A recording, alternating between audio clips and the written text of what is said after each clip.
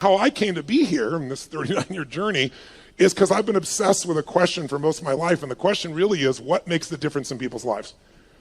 Why do some people perform so poorly consistently even though they have every advantage?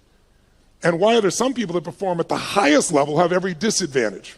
And why are there some people that achieve everything they dreamed of and they're miserable?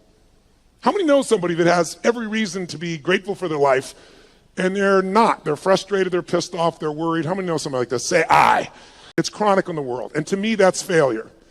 If you succeed and you're not fulfilled, that's failure. Because when you're not fulfilled, you've got nothing to really give anybody else. The problem is when you are learning in the way we've traditionally learned, it was preparing you for a different world than the one we're in. You were supposed to sit passively. But you report to your position when the bell rings, and then what do? Talk to your neighbor? Initiate? Make shit happen? No, what are you supposed to do? Sit down and what, guys? What are you supposed to do? Shut up. Don't talk to you. Today, if you're in business, you don't talk to your neighbor, you're out of business. Who's with me here? Say I. If you wait for someone to tell you what to do in business, it's over. Your competition has taken you. So we live in a different world, and here's the problem. You're still learning the way you were taught to learn. So right now, you're all being very nice to me. I have no complaint. You're being very sweet. But you're sitting in a passive state. And let me explain why that's difficult. Who's ever done this? How many of you have ever gone to an environment where you learned something? Could be a university environment, could have been a business environment, could have been a seminar.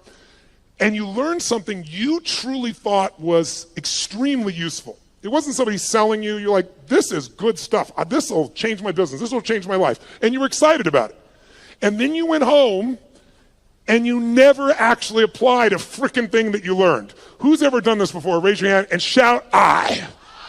Who's done this more than once? Say, I. Who still feels intelligent? Say, I. You're confused. Now, I've done the same thing in the past, and I had to figure out what's the problem here. How could I be this devoted, dedicated guy, commit my money, my time, my energy, go to these events, work my tail off, take lots of notes, and then not apply it? And it's because I was learning in a passive state.